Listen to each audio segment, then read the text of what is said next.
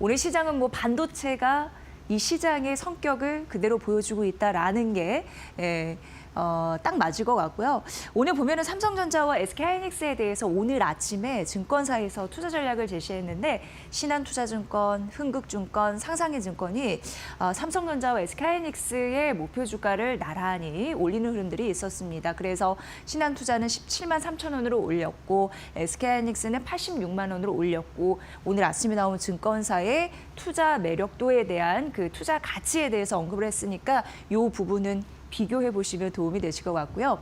앞서서 시티 같은 경우에는 삼성전자를 17만 원에서 20만 원까지 목표 주가 상향 소식이 있었다라는 거 언급드렸고요. 번스타인 같은 경우에도 삼성전자, SK하이닉스뿐만 아니라 마이크론의 목표 주가를 상향하는 흐름들이 이미 있었으니 국내 증권사 같은 경우에도 지속적으로 하루가 다르게 오르는 흐름들이 나타나고 있습니다. 이번 주 굉장히 중요할 것 같습니다. 왜냐하면 삼성전자에서 4분기 잠정 실적을 발표했는데요. 여기서 영업이 과연 20조 원을 달성할 수 있을지 그 목표치 이런 부분을 좀 넘을 수 있을지 허들을 굉장히 관심 있게 바라보는 것 같습니다. 이렇게 된다면 기존 분기 최대 영업이익이라고 할 수 있겠죠. 17조 넘었던 2018년 3분기 이 허들을 넘는 거니까 굉장히 의미가 있다라고 보여지고요. AI 메모리 수요나 범용 메모리 가격이 오르고 있는 상황인데 이후에 앵커 브리핑에서 실적에서 굉장히 중요한 흐름들 가격 상승에 따른 얼마까지 우리가 눈높이를 높여야 되는지에 대해서 실적 스토리텔링을 쫙 준비를 했으니까 관심 있게 보시면 될 것 같고요. 오늘 슈퍼사이클 본궤도에 오른 당당한 삼성전자와 SK하이닉스 덕분에 오늘 장중에 4,400선 터치하지 않았나, 올라가지 않았나 이런 생각도 듭니다. 어쨌든 굉장히 중요한 핵심 축이라는 거 말씀드리면서 다음 넘어가 보도록 하겠습니다. 주말 굉장히 충격적인 이벤트 뉴스가 보도가 됐죠. 미국이 이제 베네수엘라 공습을 단행을 했고 마두로 대통령 체포에 대한 소식이 전해졌습니다. 이렇게 되면서 트럼프 대통령의 야심, 그러니까 결과적으로 베네수엘라와 가이아나 둘 다 겟했다, 얻었다라는 분석도 나오고 있습니다. 이거에 대해서 금융시장에 미치는 영향, 그리고 우리나라도 영향이 일부 있을 수 있다고 하니까 그 맥점을 잘 보시는 게 중요하실 것 같아서 준비를 해봤습니다. 일단 베네수엘라 원유 매장량의 세계 1위입니다. 사우디가 2위인데 근소한 차이로 앞섰더라고요. 그런데 생산량은 21위에 불과한 흐름들 나타납니다. 그러니까 베네수엘라에서 원유를 수출하는데 글로벌 원유 수출량이 1%도 안 됩니다. 굉장히 적은 생산량을 가지고 있다라는 점, 그런 부분 좀 보셔야 될 것 같고요. 일단 이렇게 되면서 트럼프 대통령은 베네수엘라의 석유 시장에 대해서 야심을 그대로 드러냈고 가이아나 같은 경우에는 베네수엘라와 가이아나의 그 뭐랄까요, 리스크, 분쟁 그런 부분이 뭐였냐면 최대 산유주인 에세퀴보 이런 부분이 있었는데 어쨌든 베네수엘라 이쪽에서 정리되다 보니까 쉽게 얘기해서 잠재적인 위협이 완화가 되면서 이 둘 다 얻은 영향력을 확대했던 그런 흐름들이 좀 크게 어떻게 보면은 시장에서 인식을 하고 있다 이렇게 보시면 될 것 같습니다.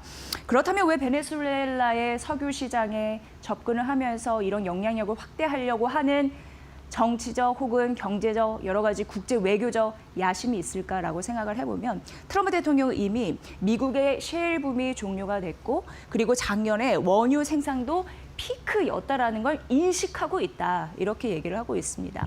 대표적인 미국의 메이저 업체라고 할 수 있겠죠. 석유, 엑슨모빌과 쉐브론 같은 경우에도 이거를 이제 아는 듯이 미리 이렇게 흐름이 가고 있어요. 왜냐하면 자국 투자 같은 경우에는 이제 인수합병을 제한하고 새롭게 신규 유전 개발 같은 경우에는 다른 나라로 눈을 이미 돌렸거든요.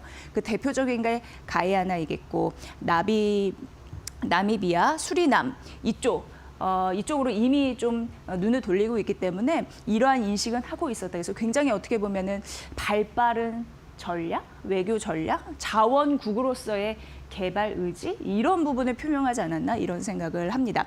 실제적으로 트럼프 대통령이 엑슨모빌과 쉐브론에 힘을 실어주고 있는 게 보여요.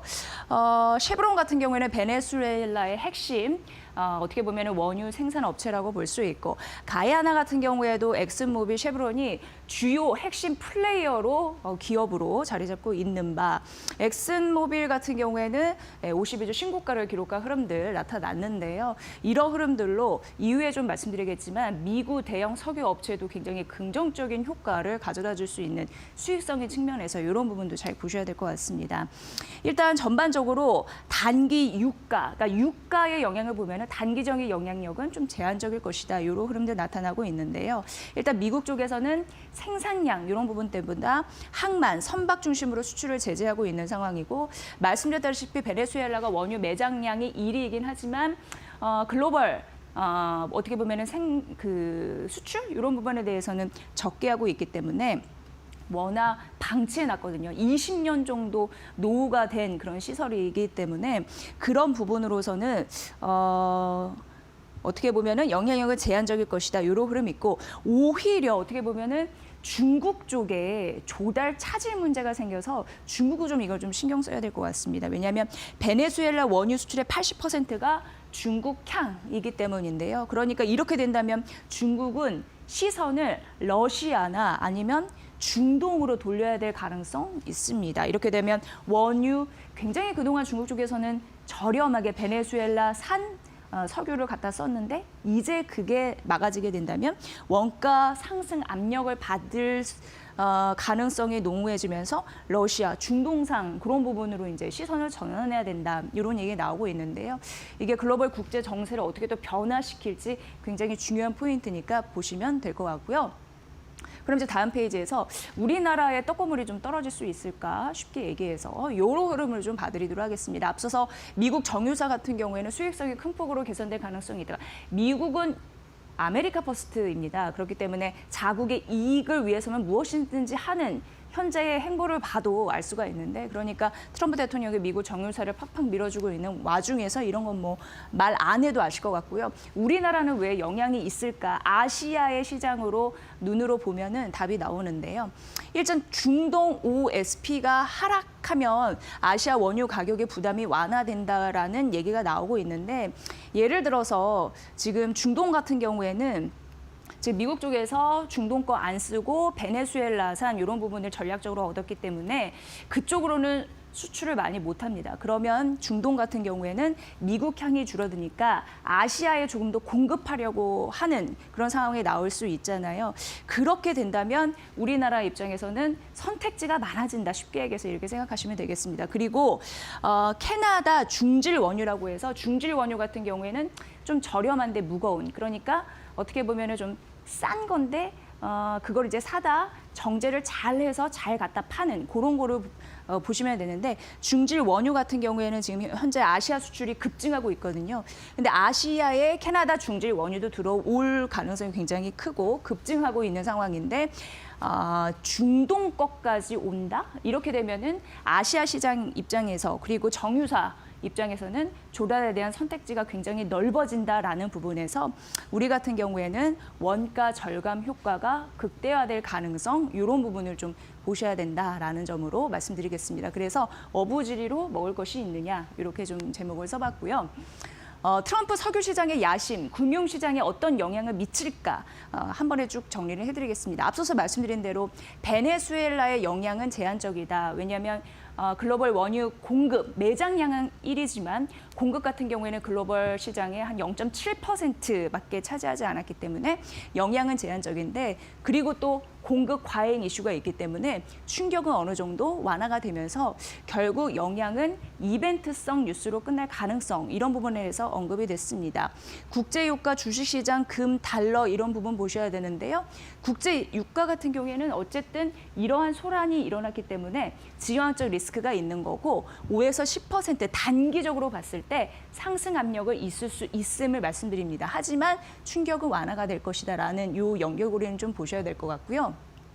주식시장 같은 경우에도 단기적으로 변동성이 있을 가능성은 있습니다. 하지만 이러한 이슈는 지정학적 리스크는 경험적으로 봤을 때 빠졌을 때 기회였다라는 흐름들이 나타나고 있는데요.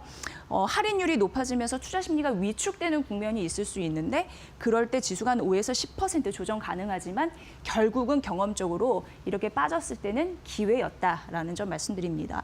금 같은 경우에는 지정학적 리스크로 소란스러울 때 안전자산으로의 역할을 또 톡톡히 할 수 있는 매력이 있는데요. 그래서 단기적으로 온스당 4,500달러 돌파가 가능하다라는 거고 글로벌 경기의 급랭, 글로벌 경기가 갑자기 확 식는 게 없다면 과도한 랠리는 제한될 것이다. 이런 흐름 나타나고 있습니다. 달러 같은 경우에는 단기적으로는 강세가 될 가능성이 있습니다. 왜냐하면 불확실성이 확대가 되면서 안전통화의 역할을 하잖아요. 그래서 수요가 좀 늘 가능성은 있습니다만 군사비 부담도 있고요. 외교적인 마찰도 있습니다. 베네수엘라의 인프라 자원 이런 부분을 투자를 하겠다라는 흐름 나타나지만 사실상 낙후된 시설 굉장히 돈 많이 들여야 되고요. 시간도 많이 써야 됩니다. 그래서 난관이 좀 높다라고 분석이 되기도 하죠. 그래서 중기 달러 약세 흐름이 나타날 수 있고 달러 약세라고 해서 한 가지 더 말씀드리면 연준 쪽에서 추가 금리 인하에 대한 기대 이런 부분을 좀 더 받쳐줬을 때 이런 흐름 나타날 수 있으니까 보시면 될 것 같습니다. 지정학적 충격 이후에 S&P 500 지수 같은 경우에는 1년 내 평균 9.5% 올랐다고 합니다. 그래서 과도한 패닉이 있을 때 갖다 파는 거 그런 부분은 하지 않아도 된다라는 게 중론인 것 같고요. 어쨌든 이 베네수엘라 이슈에 관련해서 앞으로 트럼프 대통령도 그렇고 정권 이양이 핵심 변수다라고 얘기를 했잖아요.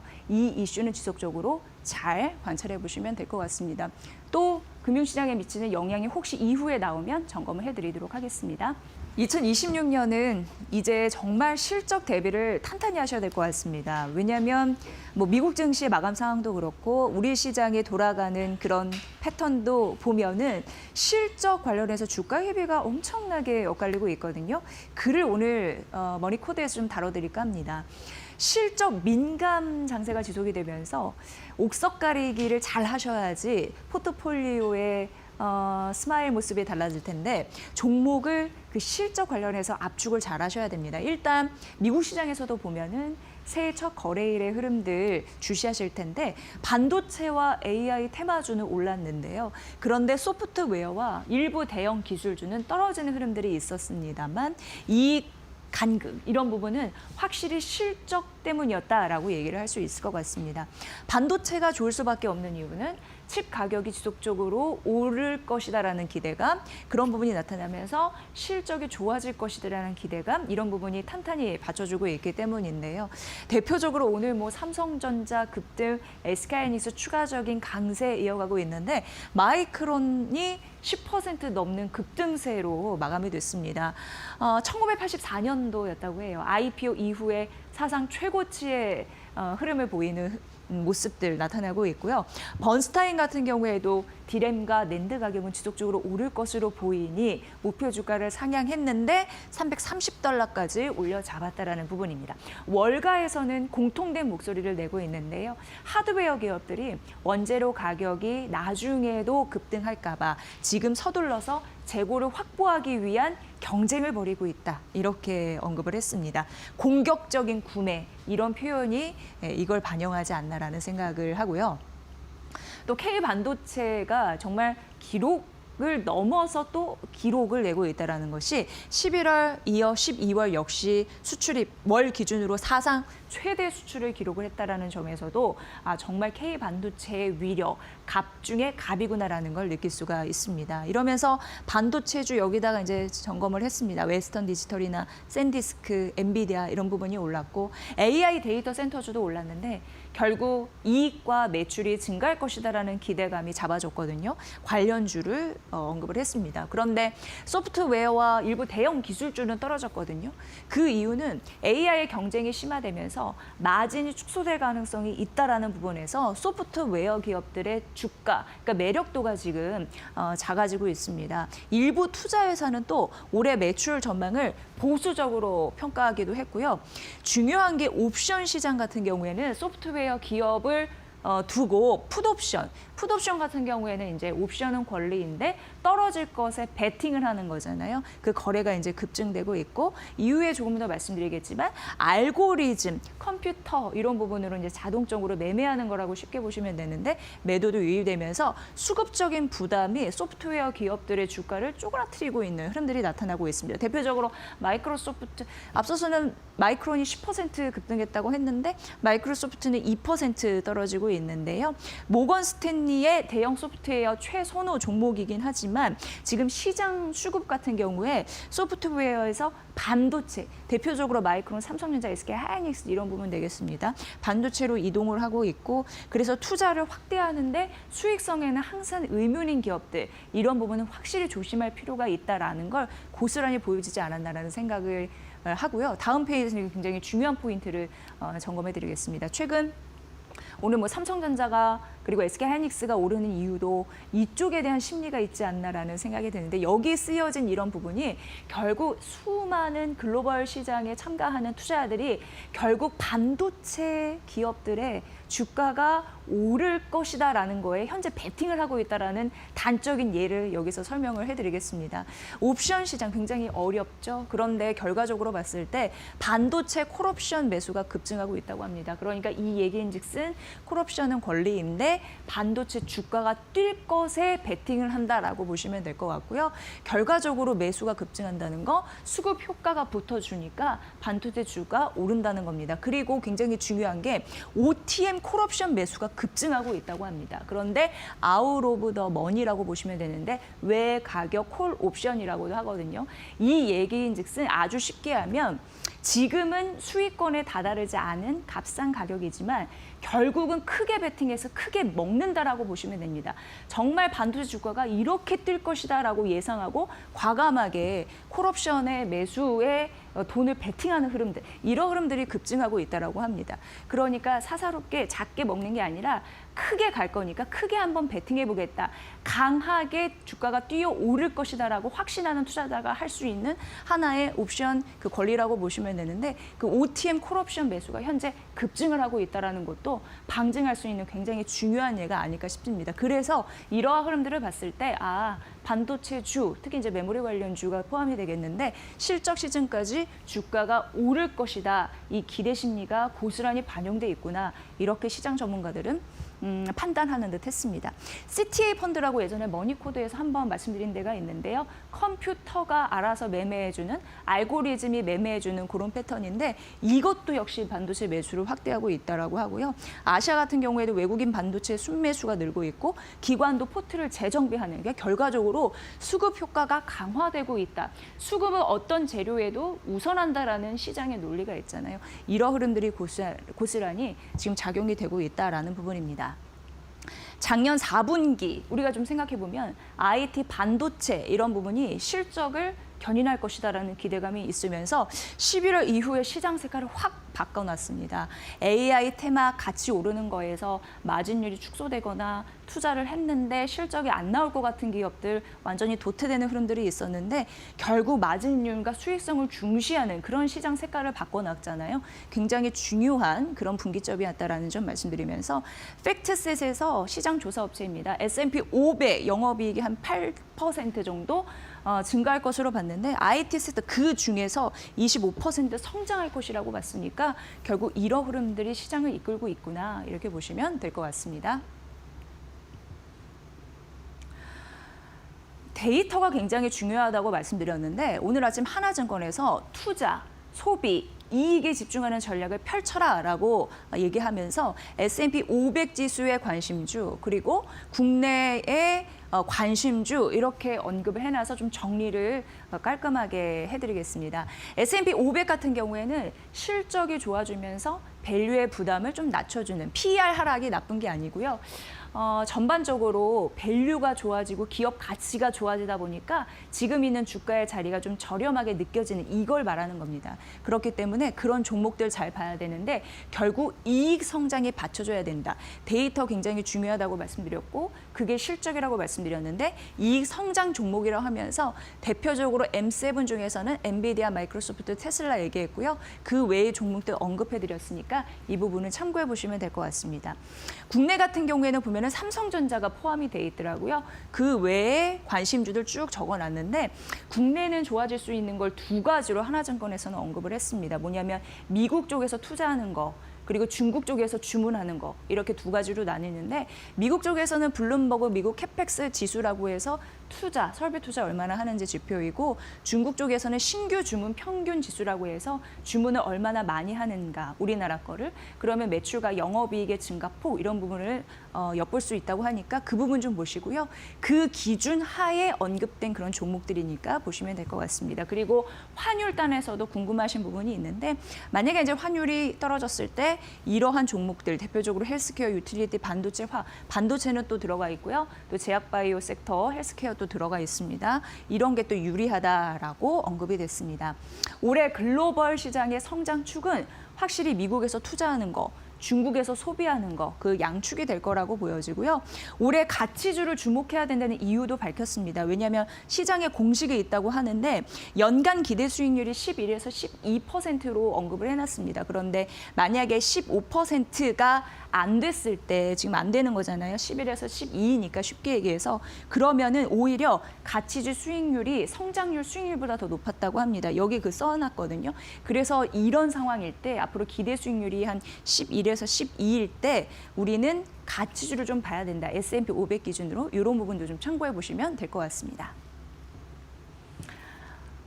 대신증권에서도 요즘에는 이제 정답을 알려달라 이러는 분들이 많아서인지 이런 몇 선 이런 부분을 좀 잘 언급을 해놨더라고요. 그래서 국내 주식 탑 10, 해외 주식 탑 10 이렇게 가려서 언급을 했습니다. 그래서 결론적으로 말씀드리면 탑 10에는 이런 부분이 좀 담겨 있다라는 좀 말씀드리고요. 요건 이제 보시면 될 것 같고, 지금 이제 반도체 쏠려 있는 게 차츰 시간이 지나면서 성장주, 로봇, AI, 헬스케어 이 추가 상승 동력으로 갈 것이다. 이렇게 대신증권에서는 얘기를 했고요. 지금 삼성, SK하이닉스 주도주 이런 흐름에서 4분기와 작년 4분기 그리고 올해 연간 이익 전망이 레벨업되면서 여기 단위도 이렇게 적어놨습니다. 삼성전자는 지금 국내 증권사가 133조 원까지 밴드 상향이 됐다라는 말씀드렸는데, 대신증권은 104조 원, 그리고 SK하이닉스는 87조 원 정도로 예상한다라는 부분이고요. 지금 삼성전자와 SK하이닉스 단의 반도체는 좋을 것으로 예상이 되는데, 그 외에 반도체 아닌 종목으로 순환매는 좀 가능하다라고 언급이 됐습니다. 그러면서 얘기 나온 게 이제 로봇, 제약, 바이오 이쪽이고요. CS2026 이제 본격적으로 막을 엽니다. 그리고 JP모건 헬스케어, 그런 두 축에 상승 모멘텀이 있는 이벤트 있기 때문에 이를 주목하라라고 하면서 순환매 장세에서 어떤 섹터에 대입해서 봐야 되는지 언급했으니까 잘 보시길 바라겠습니다. 해외 주식 같은 경우에도 10개 적어놨어요. 대표적으로 알파벳, 아마존, 브로드컴, 팔란티어 들어가 있으니까 보시고요. 그리고 1월 효과 기대, 이런 부분이 잘 맞춰질 수 있을지도 점검해 보시면 될 것 같습니다. 네, 자, 하나증권에서 또 제약바이오 새해 첫 달 어떤 부분을 언급하면 될지 코스피와 코스타 나눠서 각각 탑픽을 가려놨거든요. 대표적으로 코스피에서는 한미 약품을 언급을 했습니다. 이제는 올해 들어서 2026년도 제약바이오가 중요해지는 해가 될 것이다. 연구원들이 하나같이 좀 얘기하는 부분이 있었는데요. 한미약품 같은 경우에는 JP모건 헬스케어에서 이제 발표를 합니다. 그런데 여기에서 파트너사에서 긍정적인 톤을 언급한다면 이건 앞으로도 유의미한 주가 상승을 기록할 가능성이 있다라고 언급을 했고요. 또 국산 비만 치료제 이런 이벤트도 대기를 하고 있다라고 합니다. 삼성바이오로직스는 최근 1조 이상의 추가 수주와 그리고 미국 설비 투자 소식이 있었는데도 불구하고 주가 반응 굉장히 미적지근했거든요. 그럼에도 불구하고 1월 실적 그리고 JP모건 헬스케어, 그러니까 전반적으로 제약바이오는 JP모건 헬스케어에 거는 기대가 좀 있는 것 같습니다. 그 비전이나 육공장 착공 소식 이런 부분은 여전히 모멘텀이다라고 언급했고요. 코스닥은 알테오젠과 인벤티지랩입니다. 원래는 작년에 추가 기술 이전이 있어야 되는데 이게 2월 됐습니다. 그래서 1월에 발생할 가능성이 있다라고 하면서 언급했으니까 이 부분 참고해 보시길 바랍니다.